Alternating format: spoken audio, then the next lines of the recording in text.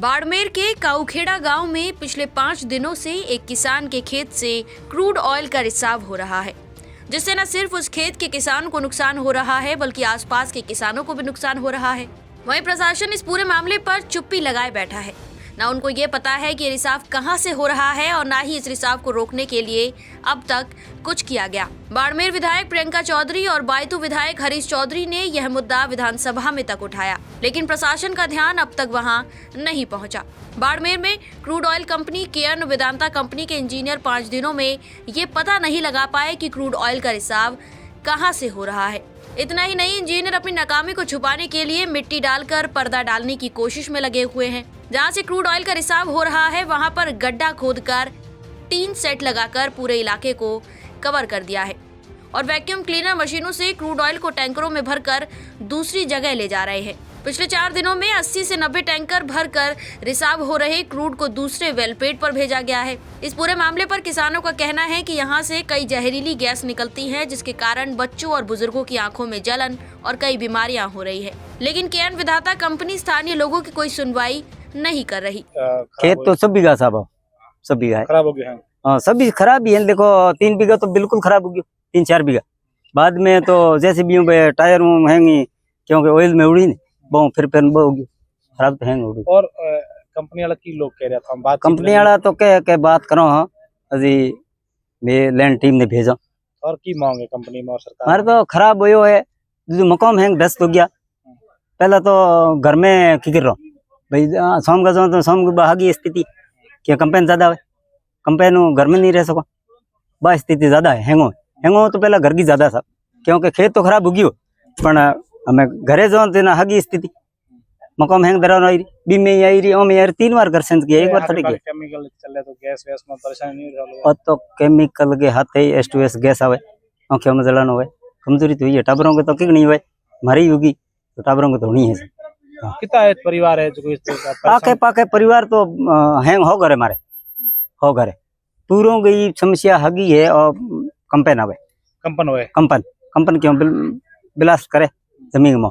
मैं तो मंगला में कियो एती आयो और पहली रात एती आयो 11:20 माते एती भूकंप टाइप मोचे माथे उतड़ जो खिंच गया एडी स्थिति। अच्छा और की स्थिति है, मतलब ये लोग और मीना की कंपनी लोग जवाब दे रहा है, बातचीत कर रहा है कि नहीं? कंपनी का बात करे है, कंपनी वाला कहे कि भाई मैं लैंड की टीम भेज पर थारे सर्वे का दारू थाने मौजूद है।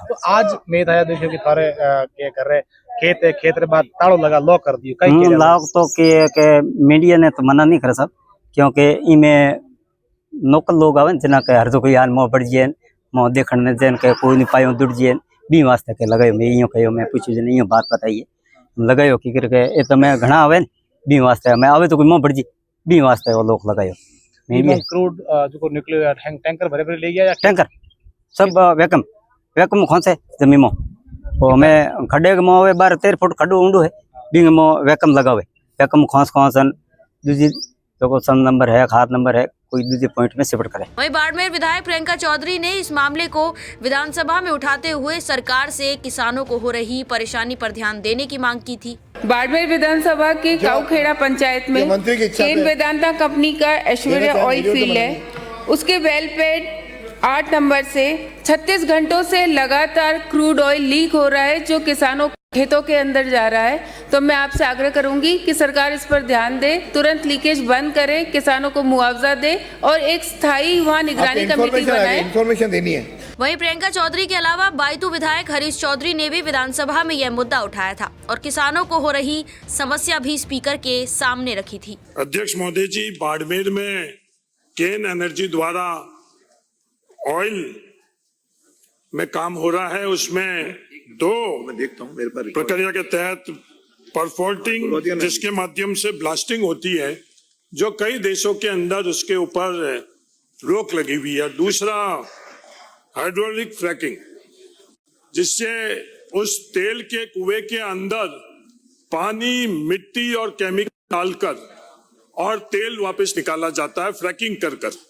इन दोनों के कारण उस क्षेत्र में चित्तर का पार काऊखेड़ा इलाके के अंदर पिछले दिनों वेल नंबर 8 में तेल बाहर निकल गया और आज तीसरा दिन है वो लगातार तेल बह रहा है। 100 मीटर से ज्यादा वो तेल बहकर वो इकट्ठा कर रहे हैं। कई स्कूली इमारतें, ढाणी, टाके इस फ्रैकिंग और ब्लास्टिंग के कारण टूट चुके हैं। पीने का पानी और खेती के पानी भी प्रभावित हो चुके हैं। उन लोगों की लगातार 3-4 सालों से ये मांग है। वो मांग सभापति महोदय, आपके माध्यम से मैं सरकार से निवेदन करना चाहता हूं कि जो सर्वे और जांच रिपोर्ट हुई है वो अभी तक कभी सार्वजनिक नहीं करी गई है, वो सार्वजनिक करी जाए।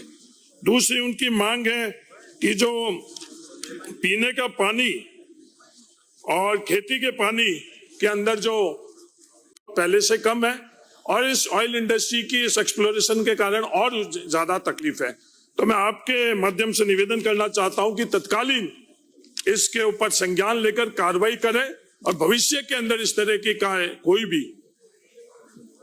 पुनरावृत्ति नहीं हुई। क्रूड ऑयल के रिसाव का मुद्दा विधानसभा तक चला गया, लेकिन प्रशासन ने अभी तक कोई कार्रवाई नहीं की।